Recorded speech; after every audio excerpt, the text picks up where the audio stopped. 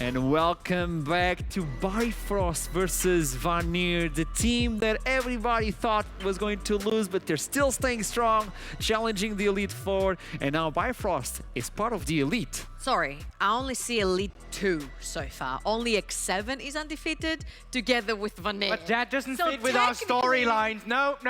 So Vanir is Elite Four? Elite Four. No. Charles, JDXL, X7, and Bifrost. XD who and Lastralis who? XD who? Storylines. Elite Four. Elite Vanir 2. climbing, 8 Vanir, matches. X7. Yeah, it's Pokemon. It's great. You're welcome. Are they the Elite champion? Like, they just took like the Elite Four? Is that it? Is Vanir just running? Okay. They're the protagonist. Okay, so the thing is, Yeah. right They have now, plot armor, okay. right now with the standings, it seems like an Elite 2. We have X7, who were the clear favorites coming into the tournament in general. And then the only other undefeated team, which we didn't expect it would be them, is Vanir at this point. You want to call it ease of schedule, you can call it ease of schedule. But right now, they're going one step above. They're going to the more big boy leagues, right? They have to face Bifrost, which we put in between our top Elite three. Did I ruin that? Do you want to continue to It was aggress my line. Such a good I sentence. was creating my line, man. Come on. So, But I genuinely yeah. feel like Trouble is completely right, is what she's saying, right? But I will still call it ease of schedule. I will still, and I will say that now you're going up against the big guys, okay? Vanir, they've been doing exceptionally well with their team fight composition, or at least that's what we saw work for them most of the time. So I'm expecting to see the same kind of stuff to come out of them. I want to see how that mid game is going to fare. I think mid game is the biggest name of the game for me in this one, because if you're going in with a great early game, as we've seen, they might not even be able to have a good early game now that they're going off against better teams like Bifrost, where you'll have to face off Fury and Shikari, who's Shikari getting solo kills, Fury just all around mid laner we have here in the NLC. Like, it's not going to be as easy as it's been in the past. Yeah, I agree. And seeing the Xin Zhao band right here, there are three prominent junglers that we see, four with Diana, if you will. It's the Xin Zhao, the Diana, and then it's Viego Lee Sin, right? That we see a lot going back and forth. J4 goes in every now and then. J4 is like the tier right below, yeah. right? It's sort of like your gap closer. But I'm seeing, this is the thing, I think this is the most unique ban phase we have seen, if you exclude the previous one banning everything that Kasink has played, right? Everyone's done playing against Aphelios. He got 2v2 killed by Aphelios last time. It's not happening again. That's going on the ban Too instead. scared of seeing Aphelios in his backline. You know? Maybe. So now it's interesting because Thresh has been taking off the table with obviously Caitlyn and Jinx still being up and available. So if you remove the Jinx here or the Caitlyn here, we could actually potentially see a first pick AD carry here instead. Okay. Could even just, wow. So Karma is off the table, so Caitlyn actually has a little bit of more value down here. Obviously, you can still neutralize the lane with the likes of Six. If you'd like to try that, we've seen Jhin be picked into Caitlyn as well. I haven't seen the highest success rate of it yet, but I know teams have a theory behind that as well. So yeah, there we have it. Okay, so the only people we've seen counter the Caitlyn Lux in the bot lane was when we saw MC in the on the Rumble with the Camille and stuff, but they insta-locked that Viego. We also saw the GP top lane from whenever was playing against Sure, I do not mind that here, but having R5, who are you gonna give it to? Are you gonna give it to Sahira? Or are you gonna give it to Nilla? Because if that was up to me, if I was Vanir, I would give the R5 to Nilla, like instantly, and probably try to ban away the Gangplank on the second ban rotation. Now here for Bifrost, they're going full on poke in the bot lane. We've seen this in the LPL as well. The Caitlyn Lux, a heavy poke lane. You need something to sustain down the bot lane as well. Together with the Jhin, the Karma has been taken out, which is a big issue. I honestly wouldn't mind the Jarvan here to be locked in and to just force Don't what they say, Lee Sin or Jarvan here to just run around and shadow this bot lane. If you lock this Renekton in, obviously we know it's comfort for Shikari. Got a solo kill as well just in his last game against the... Two solo kills, you forget the second one. Yeah, that's true. But that obviously also leaves a counter open. That means that... Hero Victor! Support will, or not support, but jungle will most likely be trimmed from the side of Bifrost, where on Vanir, you can remove away some of the Renekton counters now that they decided to go for the Victor priority for Sahira. So I'm thinking right here, Jarvan. You definitely want to take away the Jarvan because you've got two immobile carries in your back line. You definitely will probably have to remove something like the Lee Sin, because C-Boy does play Lee Sin. Exactly. And then that leaves a lot of stuff in the mid lane, which honestly, you wouldn't mind, because usually the mid lane is sort of like a handshake situation, especially since you've locked in the Victor. We could see something like, I know the Corki doesn't have fun versus the Victor, but it is a matter of sort of like the Azir Victor kind of thing, where you just handshake. Yeah, it's a little bit of harassment back and forth, but you lock it in anyway. Something maybe like the Syndra, the Zoe we have seen before. Yeah. I was going to say, because that's also another dimension you have to take a look at. If Sahira is not feeling comfortable in some of these matchups against the likes of Fury, then it's perfectly fair to ban out some of these mid laners as well, because you'll most likely be picking a top laner here on 4th. You'll have support counter pick either way. Like, you can do whatever you want here. Support is already picked, Renekton's already picked. No matter what, for the majority of your last roles you're picking down Vanir, you already know what you're going up against. I think we shouldn't also forget that Fury can play Renekton in the mid lane if paired up with something, maybe AP in the jungle. I mean, yeah. I don't know. C-Boy has played Zac before, and he did flash it here. I mean, Renekton into Victor, probably not my go-to matchup, I'd say, but it is just going to be the mid laners they keep banning away here, and Vanir supports the name of the game on the side of Bifrost. And I wonder what you would be looking for right now on Vanir, because you don't have an immediate engage. You have the facilitation of the backline and the poke and space around to play around with the Victor, but you don't have that immediately go button right now. So either in the side of the top lane, you can go and just neutralize the lane, say, all right, I'm going to be picking a tank, but you already have the Victor or the Jhin. So you need something here as well that does facilitate your team composition with a little bit of more damage, unless you're relying on Sahira and Noodle to just take away that front. It's a big question, like, what you bring with the Jhin? You lost the Karma, you lost the Thresh. That's an OG Lux. That's it. Lux is OG counter to Rakan as well, so this is very interesting. Lux is so risky. Rakan, you jump in, you get insta-bound, you get insta-trapped. I think Zac here, he's shown, and he is something that C-Boy has played in the past. It could work, lock someone down in the backline, insta-Lux ult right on top of this. You have everything else jumping in as well. The Ziggs can reach the backline too with bombs.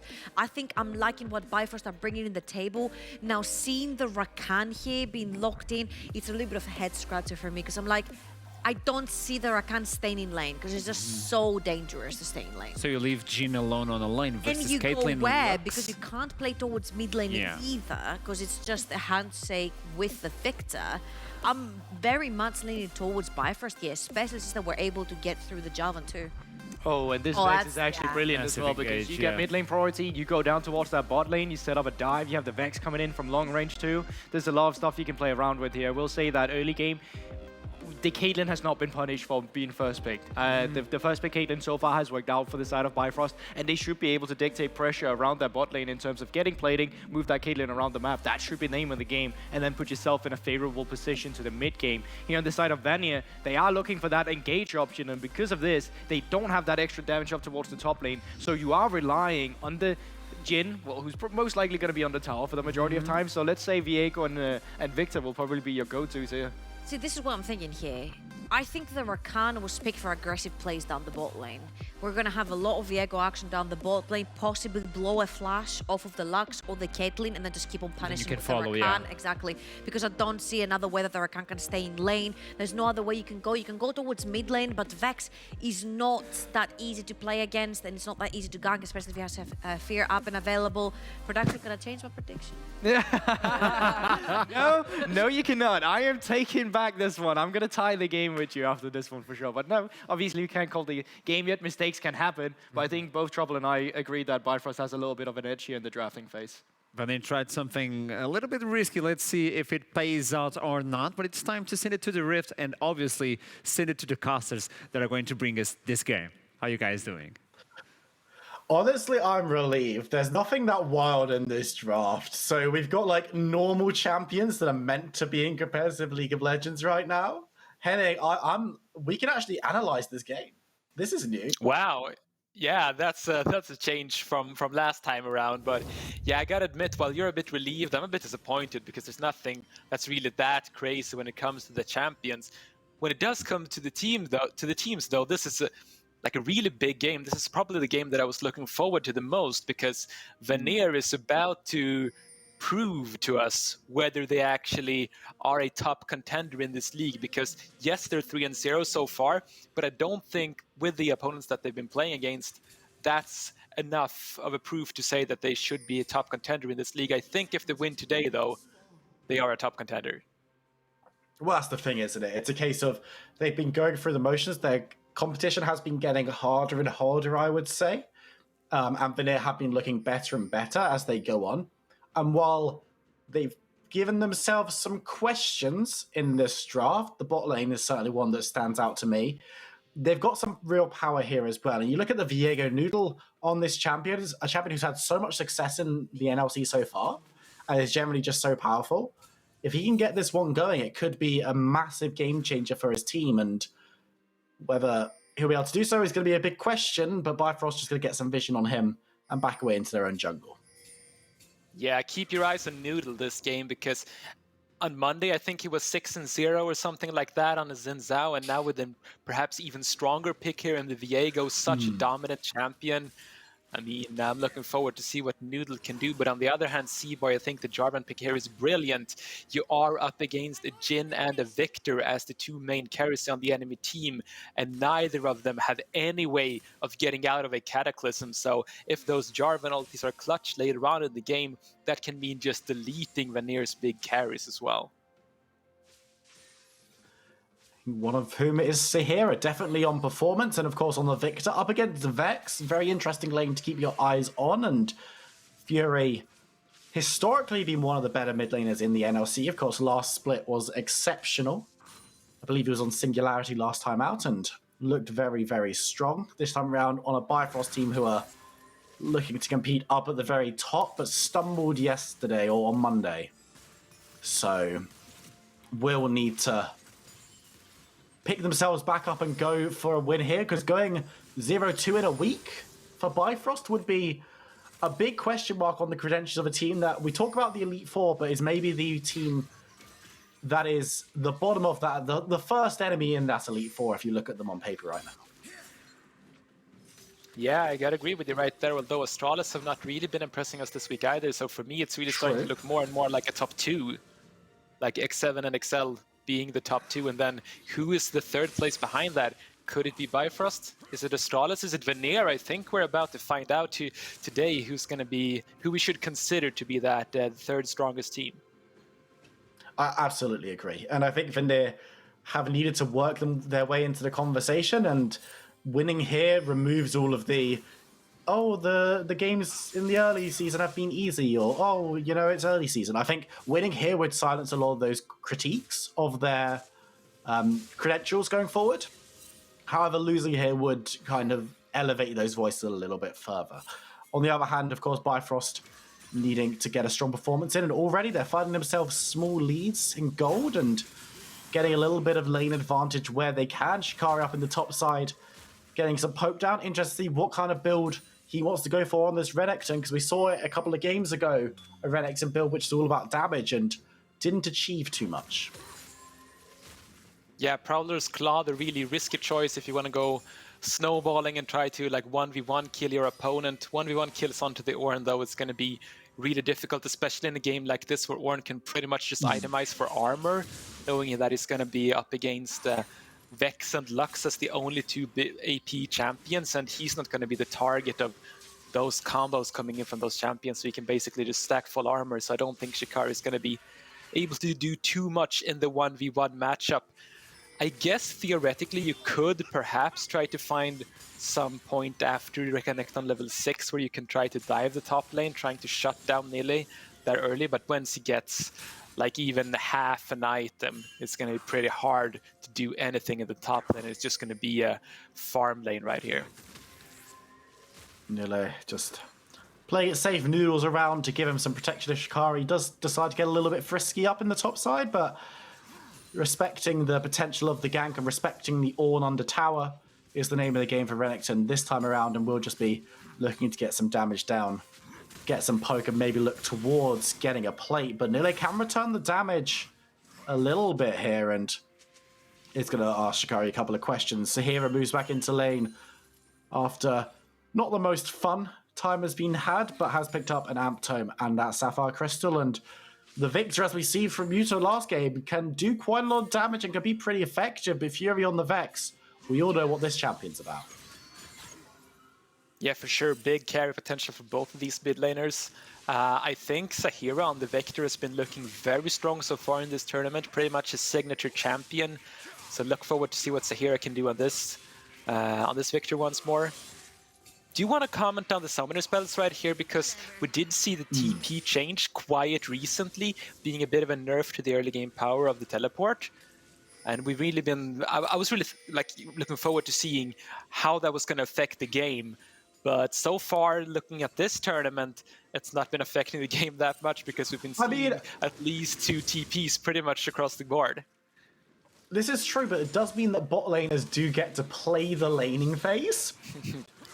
Which is quite nice, rather than being just TP'd onto 4v4 bot at 5 minutes every game, which is, you know, for marksman, that's quite nice. But as you said, it is still being picked up, and it's just a case of top laners and mid laners or marksmen, depending on which champions you're playing down there, just wanting to get back into lane a little bit quicker, taking that easier reset and being more able to move around the map later on, because the late game macro uses of teleport are still very much there. It is just a case of trying to prevent those early stack spot. Yeah, I think that's a good point, being able to play more aggressive bottom lanes. And speaking of that, the Lux Caitlyn is doing work right here.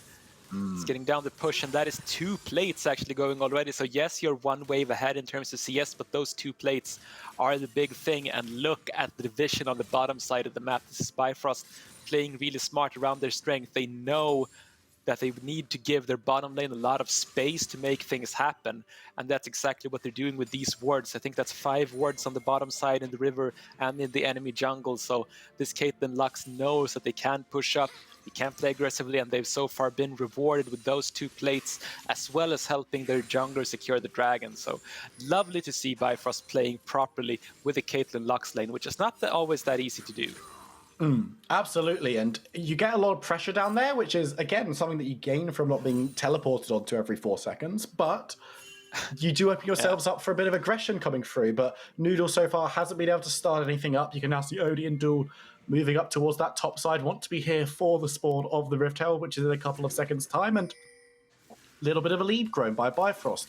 It's only about 500, 600 at the moment, but grabbing this Rift Herald will allow for a little bit of gold to be invested even further, and I don't think Vanir have any opportunity. Top lane has no prio, the bot lane isn't in position, and it should be as simple as that from Bifrost, who will be able to just secure this objective pretty quickly, and a fight might ensue afterwards as Duel puts some poke down onto Noodle, but this time around Vanir very capable of just walking away.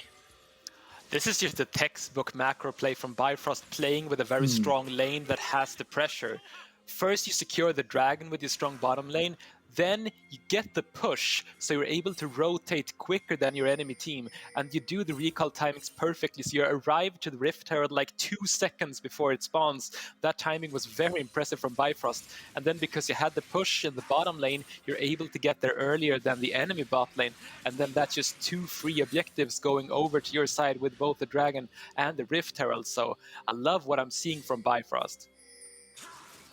It's been, I think textbook's the best way of describing this, because it's not been big flashy plays. It hasn't been flipping or going for something crazy. It's just been, we're going to play out the lanes as you'd expect them to be played out. Interestingly as well, Odie has the Rift Herald, which is something that we've seen a little bit from NLC teams. I believe Bifrost has been one of the main proponents of this, is they want to get Caitlyn ahead. Give her the Rift Herald. Yeah, the flexibility isn't 100% there to move it any lane, but you know that you've got ownership and prio of this bot lane as it is, and Zahira's going to get engaged on nice early flash to keep himself alive, and Fury going to be backing away, but the bot lane's going to get even more out of the hand for Bifrost, and Noodle and Vanir need to react to it somehow.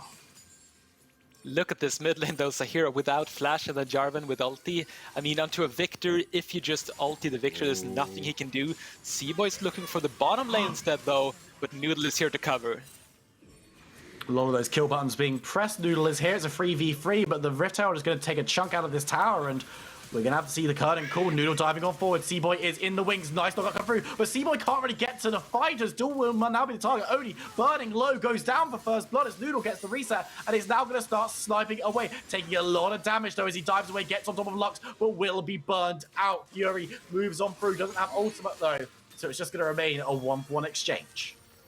Not sure what C-Boy was doing there. I mean, he was just next to the tower, and then he was not participating in the fight pretty much at all, meaning that Odie did go down in the end, kill going to Noodle. Oh, the dive coming in though. Really, really nice. Now Quickstep caught in the Cataclysm. The tower goes low, but it won't help him out, and That's another excellent play. Bifrost go from a mediocre play to a great one. Yeah, great follow-up there. Okay, first let's see what's going to happen on the play right here. You can see C-Boy sort of stuck on the wrong side there. This is some good chunking coming out with both the Lux and the Caitlyn ulti, and then getting the Herald charge. Yeah, that's a lot of gold on the Caitlyn, but then you can see C-Boy being completely out of the fight here. This is a 3v2 pretty much if you're counting the Jhin ulti, and that's enough to just chase her down right there. Then C-Boy coming in with a lot of damage, being able to take the Noodle. Actually, is almost able to turn it onto Jewel. But Bifrost in the end, and this is where the play goes from bad to really bad for Vanir, getting dove and double kill there. Oh, Neil actually going to be called out as well, clearing out vision, and he'll go dark as Shikari picks up his first kill of the game, and Vanir on the bot side want to grab something. It's going to be the dragon for them. Chemtech's second dragon of the game. We'll find out what soul's going to be picked up, but yeah, Vanir just making a couple of mistakes here, and we're going to see the Mountain Soul this time around. But some questions to be asked of them so far, and Bifrost seem to have all the answers.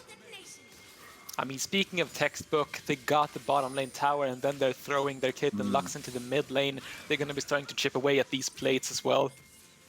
Not going to be super easy to push in versus the Victor, but it does allow Vex versus Jhin in the 1v1 long lane in the bottom side. That's just going to be Vex being able to push in and have completely free pressure right there. So I do like these lane assignments. It looks like, well, they're actually going to go towards the top lane here, probably with the Caitlyn, and then throw Vex into the mid lane. So they are playing around a bit with this. Perhaps they're also looking towards the Herald, which should spawn in about no, it's going to be a bit more than two minutes. So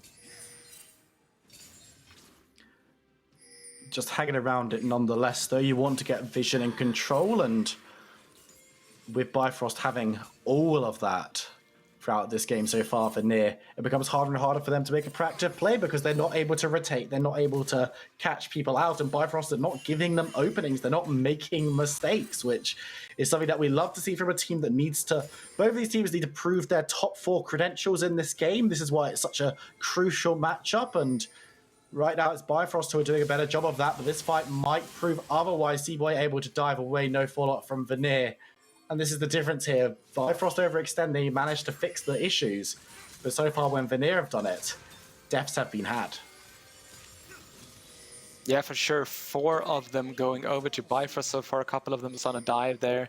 3,000 gold lead at this point. Actually, I'm not sure about the towers because you can see the top bar says that Bifrost has 0 towers, but the minimap says the tower is down. So I guess we can't trust that 0. Yeah, you can see Shikari pushing down the bottom lane as well. So we have to confirm that that tower is indeed down. Yeah, it's definitely not on the map anymore, or Shikari is very overextended with the entire minion wave, but tower plates have now fallen off, and as you say, it's a very dominant lead for Bifrost. Vanir have some late game options, of course. They have strong champions like the Viego, like the Victor. They've got ornaments to be putting on as well once we get nearly to that point, but Bifrost have been performing admirably so far this game, and second Rift Herald should be theirs as well. Yeah, it's going to be picked up here for free pretty much for Bifrost. Would love to see them use that to crack open mid lane if they were able to get some chunking onto that tower. Perhaps you even get the Caitlyn Lux up onto there, and then you're able to take so much more vision control in the enemy jungle if you have that tower getting taken down. Could also use it towards the top side though, just to get a bit of an injection of gold here. As Quickset goes up to solo defend the tower, this is looking a bit weird. So this is going to take some damage. Yeah, I don't know if Quickset was in the right position there, gets rooted up, and again, just slight positioning errors coming through, and Vanir once again punished. Noodle is thinking about going for a dive or a play or something, but is looking towards duel, but the root, that's a really nice flash from Noodle actually to start this one off. Gets the ultimate, gets the reset, and now gets the CC, which he can use towards Odie, but misses half it and will be removed. It's Caitlyn grabbing that one as Fury dives on forward, tries to get the damage down on Sahara, who flashes away. Will he be able to survive? He will, by the looks of things, as Fury looks around the side. Kevin gets the kill onto C-Boy as he can't get away from the tower. Actually, that's an winning play for Vanir, 2-1, but I think the tower will even things up. Wow, that's a greedy play from C-Boy right there. He got cocky thinking that the kill on Sahira was already secured, so he can use the ulti to perhaps secure a second one, but instead they end up getting none of those kills. And as you say, they get away with a 1 for 2, although they do pick up the tower, so I don't think they're too sad. But still, that could have been a lot better for Bifrost. It could have been better, but it also could have been significantly worse, right? You get the tower, you break open another portion of the map. Now the mid lane one is the only alpha that stands against you. That will really open up the jungle, and it's not going to be too horrible to take when you've got the Lux, you've got the Caitlyn especially, who can siege down, keep waves low, and cause so much threat to the likes of Quickseth, the likes of Kevo, who don't really have a way of escaping this damage. And Vanir looking to try and get in and help defend, but Noodle and Sahira are in a awkward position, being blocked off by the rest of Bifrost, who, once again, just playing very methodically, very carefully, and making sure that the number of mistakes are minimized. A potential Mountain Soul here could prove to be pretty useful in these team fights, since both these teams really... Oh, here we go for the fight. Quickseth goes into the backline. This is the fight that they kind of want to take, but Vanir are pretty slow on the uptake, and they're just putting damage down now, but so much is being returned. Sahira's gone down. Vex has got the resets. The Cataclysms comes through. That's a second. That's a third coming through. The snipe is big. It's a quadra for Fury, as Noodle's the only survivor. The resets are big. The Vex is bigger, and Noodle has nowhere to go.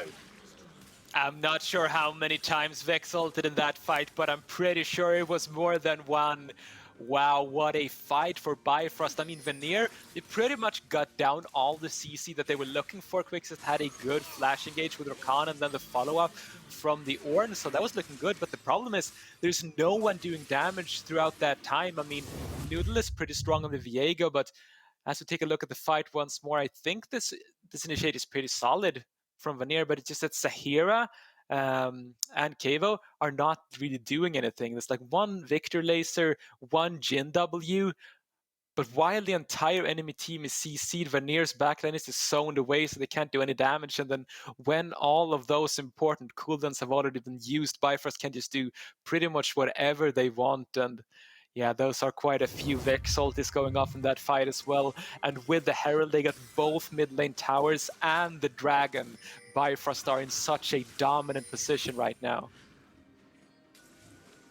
It's looking harder and harder for Vanir, and fights like that do not fill me with confidence, but they do fill the pockets of Vex, who is 5-0-1 even on farm with Sahira and having an absolutely stellar game alongside the rest of the Bifrost roster, who, aside from maybe one or two missteps, have looked very, very good. The problem for Vanir right now is that the missteps have been too frequent and across too many members, as Kevo wants to step up for the farm but doesn't want to step up to his death, which is wise, considering there's a Lux and a Jarvan in that bush. Kevo, they're being patient for him. The root doesn't go down the ace in the hole. The Lux ult will land, and those two ultimates are not far off from being a one-shot.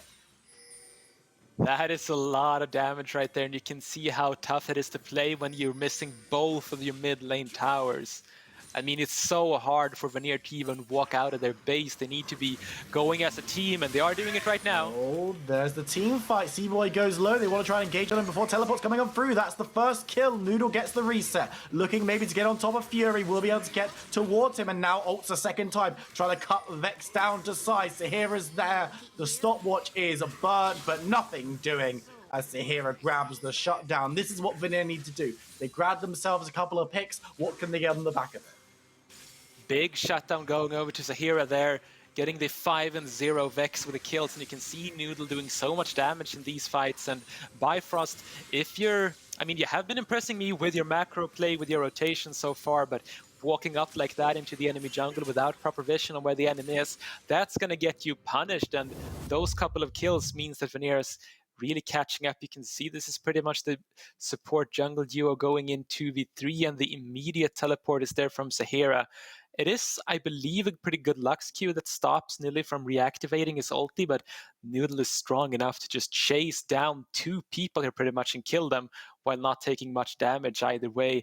And let's see how big this shutdown is. 850 gold shutdown going over to the exactly the right member. Zahira getting that on his signature Victor champion. That's what you want to see if you are a Vanir fan. So Zahira might be the one to be able to carry these fights, because as we saw in that earlier fight, Quickset and Nille are good at getting the CC down. They just need the damage to follow it up, and Zahira with a lot of items might be the one to do it. Could be. He needs to stay alive and he needs to get the support from his team, but as you mentioned, the damage could certainly be there, and Zahira we know as a player is certainly capable. But Bifrost calming it down once again, going back to this methodical style of play and maybe looking to pick someone off. Quickset dives away this time around. Objective timers, keep an eye on those. The Baron is up. The Dragon is 1.5 minutes away, and Bifrost, of course, with the first two of the first 3, will be the ones towards Soul a little bit quicker. Mountain Soul's not the sexiest of objectives. It's not really a big win con, but it would make these team fights much, much easier for Bifrost. Yeah, for sure. These fights are going to be pretty explosive. I mean, it's going to be someone getting bursted out, and then Mountain Soul is going to be helping quite a bit for both teams. So I think this is a pretty decent game for the Mountain Soul. However, Bifrost with total vision control. Our observers pointing it out really well in this jungle. Control wards and vision wards. Maybe those are the same thing. I don't know. Control wards and sight wards. I don't know the language, but they're everywhere. They change it so frequently, but yeah, absolutely. Exactly. We should just call them pink words. Yeah, pink words that are red now, but don't worry about it. I prefer pink words back in my day, but Vanir just try to clear things out and get themselves in an okay position. Of course, with the Baron being up, there's potential to maybe start looking at that as a handshake or a trade if you see too many members going down towards the Dragon. Of course, you've got objective bounties up now, which is something that Vanir can take advantage of. Moving up towards this tower and cracking it down will get them a little bit of extra gold, which is always going to be useful considering they are a healthy amount behind. But right now it looks like Vanir are just going to look to move into their jungle, giving away this Dragon for free, and I'm not really sure if even with a bounty that tower's worth it. Yeah, I think you at least commit heavily to the top lane so that you're sure that you get the tower. Okay, Nidley is going to get it. But yeah, free Dragon going over to Bifrost. I like what you're saying about the trading of objectives, being able to perhaps go for the Baron. The thing with Vanir's combo, though, is that they take Baron really slowly. I mean, Jhin is going to be... Jhin that's quite far behind is still going to do very little damage to the Baron. And while Noodle and Zahira, yeah, that's going to be a pretty decent amount of damage. It's still pretty slow, so Bifrost... pretty secure, securing that 3rd Dragon, and they're going to be sieging the tier 2 down in the bottom lane here. You can see Vanir on the side, maybe trying to get a fight, but they can't get through the choke, and Bifrost able to crack that tower, no problem at all. Can move down, of course. The mid lane has already lost its inner, and I believe the top lane also has, so no, it's still standing there, so there is one tower outside the base that Vanir can still cling on to. How long they can do so will be another question as the resets come through, items are picked up, and Bifrost return to the Rift. Now the question here is, what can Vanir do? What's their option to get back into this game? Because they're down, but the gold lead isn't insurmountable just yet. Yeah, the gold lead is actually not that big for Bifrost right now, considering how dominant of a grip they got on the map right now. You can see in the mid lane, for example, Zahira almost having caught up with Fury, just about a 500 gold lead there, and Noodle even being ahead in the jungle. The big difference is really the AD carry as well as the support position, but that might not be the most crucial. So I think what Vanir needs to do is get a good engage. Oh, fight's kicking off as Noodle has to go gold, and Teleport coming up through into the mid lane as Noodle dives away, but Nile has committed. He's going to have to flash out. And resources burnt by Vanir. They don't really gain very much for it. 4th shot does land on Shikari, but the damage isn't that big. And Vanir, they go for the play. It doesn't really land. Now Bifrost could look to do the same. Quickseth could be called out, but Rakan is pretty slippery and he gets to jog away for now. Baron certainly on the minds of both of these teams, but it looks like Bifrost have control for now. Yeah, the Lux being able to pick up some fruits in the river there, healing up quite a bit, but that's sort of what Vanir needs to keep doing. I mean, they were not able to pull it off in that situation, but they need to keep going for these engages, because if you're just letting Bifrost siege and push the waves, like, you're just going to be slowly losing. You need to make something happen, and they do definitely have the tools to be able to pull it off, especially Quickset and Nilia. We know they're both strong players. We know Quickset is a real playmaker on these melee supports, so a Rakan or an Ornn engage at the right situation, that's the ticket for Vanir back into the game, because if you get like a couple of good kills on Sahira and Kevo, or even Noodle, this game is going to be neck and neck in gold once more. And if you can get back in line in gold, the champions that you look at Vanir's roster of champions, and yeah, Quickstep doesn't have a great time in lane as the Rakan, but the engage is going to be pretty big onto the backline if he can land it, and they have a lot of stuff that scales very, very well, as we've already mentioned. So they have opportunities, but right now it is difficult for them. They need to get those shutdowns, they need to grab some kind of goal to get back on parity, because right now team fighting will be difficult. C-Boy searching for an engage, but won't be able to find one this time around. I'm looking for what item Nili has chosen to upgrade here, and it's just me, or does it look like he's upgraded Quickset's boots? Like, that's...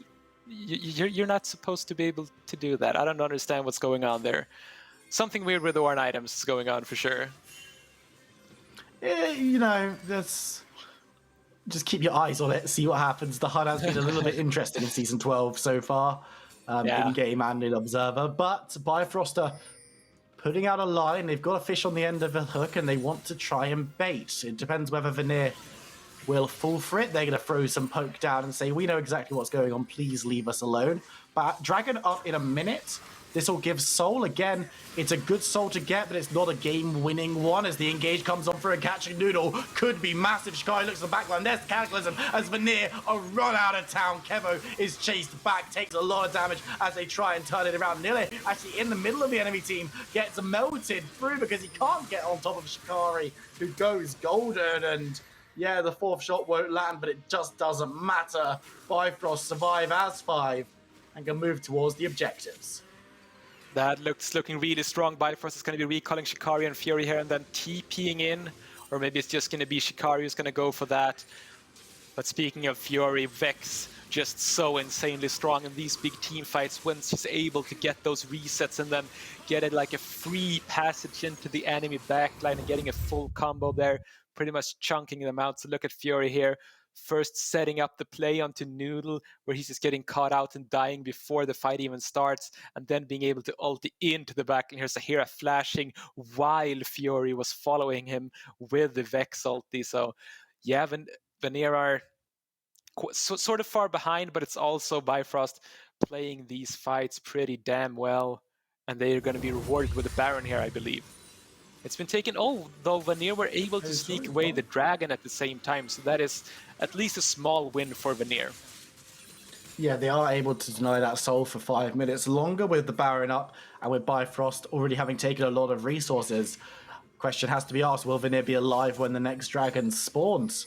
These are sadly the questions that are going to have to be asked of Vanir, but they're looking to maybe catch up Fury as he goes forward, but they will be spotted out. Nice on the coming from a quick 7. They want to get the dive down, but Shikari is there. Dominus trying to keep the Yordle alive and really causing a ruckus as Odie now comes in. Duel is here as well, and the skirmish turns into a fight, but Fury stays alive.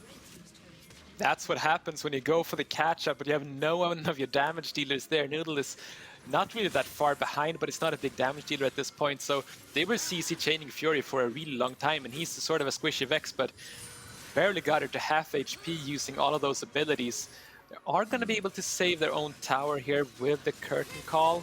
Some other things, though, this might be the fight, though there's a Shunk coming out of Duel. He's looking pretty strong on this Lux. Noodle has to stumble back to base. We'll be able to return pretty quickly because it's right next door, but the tower falls while he's gone. Inhibitor is taking a beating as well and may well crumble as they engage. The corn has been called as Fury will go golden, dodging out away from the ultimate as damage coming on through from all sides, a decent amount coming in, but Vanir are being melted away. They will be able to catch out Fury as Sahira runs for the mid lane. Quickstep is there, but he's the only one left alive to stand by him. It's a 4v2 defense with Baron empowered minions crumbling towards the Nexus. Jumping on Sahira gets burst, and it will just be Quickstep standing on the fountain steps, watching his base get demolished. And just like that, Bifrost, they're going to silence the haters. They're going to silence the critics. Vanir cannot find the win. They're sent back to Pallet Town in a body bag as Bifrost pick up the victory. Vanir, you had a good run. You got Sahira on his big carry. You had the team fight come, but Bifrost just too clean. The entire game, from a strong draft to executing it very well early in the lane, winning the individual lane matchups, and then afterwards rotating very well on the map. And it just felt like they were in control of this game pretty much from the beginning of the draft until the Nexus exploded. Yeah, and Vanir, they drafted themselves into a little bit of a corner. They had options, but it was definitely a problem. And the Desk picked up on it, we picked up on it, and Bifrost picked up on it. We're going to hear from both of those teams in our interview segment, but we're going to jump to a short break first. So don't go anywhere. We'll see you in a few minutes.